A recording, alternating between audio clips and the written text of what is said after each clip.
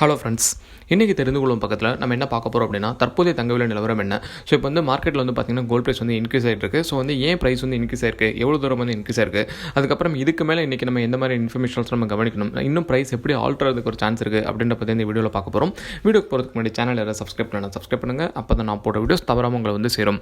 Okay, so first இந்த gold ப்ரைஸ்னு சொல்லி பார்த்தோன்னா ஒரு ரவுண்ட்ஸ்க்கு வந்து $1877 வந்து கோல்ட் ப்ரைஸ் வந்து ட்ரேட் ஆகிட்டு இருக்கு. இது நம்ம ஒரு ப்ரைஸ்னு சொல்லி பார்த்தீங்கன்னா ஒரு கிராமுக்கு வந்து $33 இன்க்ரீஸ் ஆன ஒரு சிச்சுவேஷன் வந்து போய்கிட்டு இருக்கு. ஸோ இந்த ப்ரைஸ் வந்து இன்னும் லைவ்ல தான் போயிட்டு இருக்கு, இன்னும் வந்து மார்க்கெட்டில் வந்து அப்டேட் ஆகல. இது இல்லாமல் நம்ம சில்வர் அப்படின்னு சொல்லி பார்த்தோம்னா ஒரு ரவுண்ட்ஸ்க்கு வந்து $24.39 வந்து ட்ரேட் ஆகிட்டு இருக்கு. நம்ம ஒரு அமௌண்ட்லன்னு சொல்லி பார்த்தீங்கன்னா ஒரு கிராமுக்கு வந்து 90 காசுகள் இன்க்ரீஸ் ஆன ஒரு சிச்சுவேஷன் வந்து போய்கிட்டு இருக்கு. ஸோ இந்த கோல்டு சில்வர் இந்த ரெண்டுமே வந்து பார்த்தீங்கன்னா இன்னைக்கு காலையிலேருந்தே வந்து இந்த ப்ரைஸில் வந்து எந்த மூமெண்ட்டுமே இல்லை. கிட்டத்தட்ட வந்து $1867 தான் வந்து ரொம்ப நேரமாகவே வந்து போயிட்டு இருந்துச்சு. இந்த பெரிய ஹைக் அப்படின்றது எப்போ நடந்திருக்குன்னு வந்து பார்த்தீங்கன்னா கரெக்டாக யூஎஸ் ட்ரேடிங் செஷன் ஆரம்பிக்கிறப்ப தான் வந்து இந்த பெரிய ஒரு மூவ்மெண்ட் நடந்திருக்கு. ஸோ கிட்டத்தட்ட வந்து யூஎஸ் ட்ரேடிங் செஷன் ஆரம்பிச்சதுக்கப்புறம் வந்து பார்த்தீங்கன்னா ஒரே ஷாட்டில் $10 வந்து இன்க்ரீஸ் ஆயிருக்கு. ஸோ ஏன் இன்றைக்கி இந்த யூஎஸ் ட்ரேடிங் செஷன் வந்து கோல்ட் ப்ரைஸ் இன்க்ரீஸ் ஆச்சு அப்படின்றது வந்து பார்க்கலாம். ஸோ அதுக்கு முன்னாடி வந்து DXY அப்படின்னு நம்ம எடுத்துக்கிட்டோம் அப்படின்னா இப்போ வந்து கரெக்டாக 92.30 இருக்குது. இது வந்து இன்றைக்கி ஃப்ளாட்டனாக தான் இருக்குது. ஸோ இதுக்கு மேலே வந்து இது டிக்ரீஸ் ஆகிறதுக்கு ஒரு சான்ஸ் இருக்குது. ஸோ DXY வந்து அந்தளவுக்கு இன்றைக்கி ஸ்ட்ரென்த்தனாகவே இல்லை. ஸோ இது வந்து கோல்ட் ப்ரைஸ்க்கு இன்றைக்கி சப்போர்ட் பண்ணுற ஃபஸ்ட் ரீசன். அதுக்கு அடுத்தது வந்து பார்த்திங்க அப்படின்னா வந்து யூஎஸோட ஸ்டாக் மார்க்கெட். ஸோ இன்றைக்கி யூஎஸோட ஸ்டாக் ஃபியூச்சர்ஸ் எல்லாமே பார்த்தீங்கன்னா நெகட்டிவாக தான் இருக்குது. ஸோ இது நேற்றுக்கும் வந்து நெகட்டிவாக தான் முடிஞ்சது. ஸோ இன்றைக்கும் வந்து அது நெகட்டிவாக தான் இருக்குது. இது எல்லாமே நம்ம ஆயில் ப்ரைஸ்னு சொல்லி பார்த்தீங்கன்னா அதுவும் வந்து நெகட்டிவாக தான் இருக்குது. ஸோ இந்த மாதிரி இது எல்லாமே வந்து நெகட்டிவாக இருக்கும்போது வந்து பார்த்தீங்கன்னா இன்றைக்கி வந்து கொஞ்சம் வந்து பாசிட்டிவ் சைடு வந்து கோல்டுக்கு வந்து போகுது.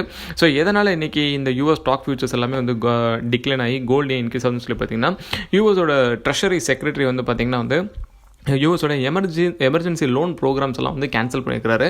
ஸோ கிட்டத்தட்ட டிசம்பர் 31 எண்ட் ஆகிற ஒரு விஷயம். ஸோ அதை வந்து ஃபர்தராக வந்து ரீவே பண்ணுறதுக்கு வந்து அவர் ரெடியாக இல்லை. கேட்டதுக்கு வந்து யூஎஸ் எக்கனாமி வந்து இம்ப்ரூவ் பண்ணுற ரீசனுக்காக இந்த எமர்ஜென்சி லோனெல்லாம் நாங்கள் வந்து டிக்ளைன் பண்ணுறோம் அப்படின்ற மாதிரி கூட சொல்லியிருக்காரு. ஸோ இந்த ரீசனால் வந்து பார்த்தீங்கன்னா யூஎஸ் ஸ்டாக்ஸ் எல்லாம் இன்றைக்கி டவுன் ஆகும் அப்படின்ற பட்சத்தில் வந்து யூஎஸ் ஸ்டாக் ஃபியூச்சர்ஸ் ஆல்ரெடி வந்து டிக்ளைன் ஆகிட்டு இருக்கு.